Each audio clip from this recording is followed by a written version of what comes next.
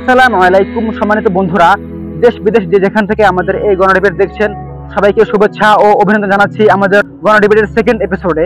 আমাদের আজকের গণডিবেটের বিষয় কেন জুলাই শহীদদের আত্মত্যাগ।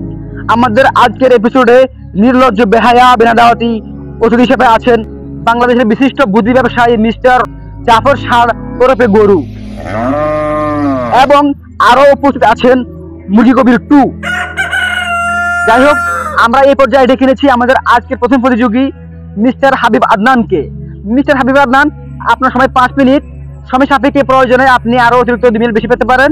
দয়া করে আপনার বক্তব্য শুরু করুন। ধন্যবাদ। বিসমিল্লাহির রহমানির রহিম। ধন্যবাদ মাননীয় স্পিকার, আমাকে কথা বলার সুযোগ করে দেওয়ার জন্য।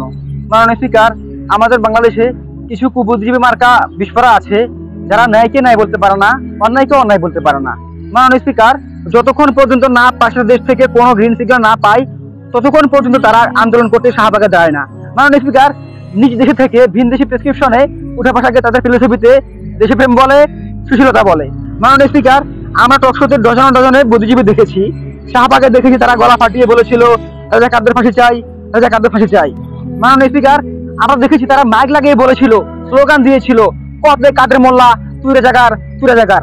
মাননীয় স্পিকার, কিন্তু আজ সামান্য কয়েক মাসের মাথায় তাদের কি এমন হলো যে তারা আমাদের আবু সাইদ হত্যার পিছনে যেতে পারে না? তাদের কি এমন হলো যে তারা ফাইয়াজ হত্যার পিছনে যেতে পারে না? তাদের কি এমন হলো তারা আব্দুল আহাদ, তাহমিদ হত্যার পিছনে যেতে পারে না? মাননীয় স্পিকার, জুলাই আন্দোলনে প্রায় 1586 জন মানুষকে হত্যা করা হয়েছে। মাননীয় স্পিকার, প্রায় 33,000 মানুষ বিভিন্নভাবে অঙ্গপ্রত্যঙ্গ হারিয়েছে। শুধু তাই নয় মাননীয় স্পিকার, 105 জন শিশুকে হত্যা করা হয়েছে।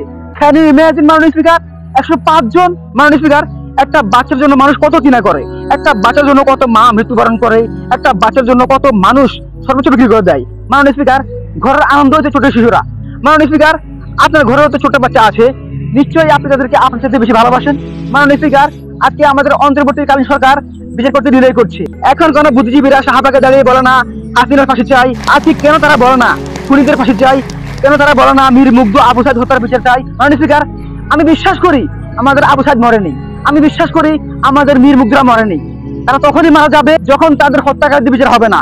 তারা তখনই মারা যাবে যখন ফ্যাসিবাদ আবারও ফিরে আসবে। মাননীয় স্পিকার, আমাদের এটা চিন্তা করা উচিত জুলাই অভ্যুত্থান কেন হয়েছে, কি উদ্দেশ্যে আমাদের জুলাই শহীদরা তাদের জীবন বিলিয়ে দিয়েছে, তাদের চাওয়া ছিল কি, তাদের কি ছিল গোল। মাননীয় স্পিকার, আমরা যদি একটু ডিপলি চিন্তা করি তাহলে আমরা দেখতে পারবো আমরা বহু আগেই জুলাইয়ের যে কাঙ্ক্ষিত লক্ষ্য, জুলাইয়ের যে কাঙ্ক্ষিত গোল, যে উদ্দেশ্য ছিল, সেই উদ্দেশ্য থেকে আমরা বহু আগে সরে গিয়েছি সেখান থেকে। মাননীয় স্পিকার, আপনি দেখবেন বর্তমানে কিছু রাজনৈতিক নেতার বক্তব্য জুলাইয়ের আগে এসে চলে যায়। মাননীয় স্পিকার, অনেকে তো বলেই ফেলেছে জুলাই গণ অভ্যুত্থান নাকি তথাকথিত। মাননীয় স্পিকার, যারা জুলাই অভ্যুত্থানকে অস্বীকার করছে তাদের বক্তব্যের মাধ্যমে তারা মনে হয় ভুলে গেছে যে জুলাই অভ্যুত্থান না হলে ঢাকার প্রাণ কেন্দ্রে দাঁড়িয়ে স্লোগান দেওয়া দূরের কথা, গলা উঁচু করে কথা বলার সাহস কারো হতো না। আজকে তারা জুলাইকে অস্বীকার করে বসছে। মাননীয় স্পিকার, আমরা দেখেছি বাংলাদেশের বড় বড় রাজনৈতিক দলের নেতারা তাদের প্রাপ্য পদ ফিরে পেয়েছে, কেউ ব্যবসা প্রতিষ্ঠান ফিরে পেয়েছে, কেউ ব্যাংক, মেডিকেল, বড় বড় শিল্প কারখানা ফিরে পেয়েছে, যা তারা গত 16 বছরের ফ্যাসিস্ট আমলে হারিয়েছে। মাননীয় স্পিকার, নেতারা যদি তার পদ ফিরে পায়, ব্যবসায়ীরা যদি তার ব্যবসা ফিরে পায়, তাহলে কেন জুলাই অভ্যুত্থানের শহীদরা তাদের বিচার পাবে না? মাননীয় স্পিকার, আবু সাইদ কি তার ন্যায় বিচার ফিরে পাওয়া অপরাধ? মীর মুগ্ধ কি তার ন্যায় বিচার ফিরে পাওয়া অপরাধ? যদি অন্যায় না হয়, যদি অপরাধ না হয়, তাহলে কেন রাজনৈতিক দলের নেতারা জুলাই হত্যাকাণ্ডের বিচার চাইতে রাস্তায় নামে না? কেন তারা উপর মহলে চাপ প্রয়োগ করে না?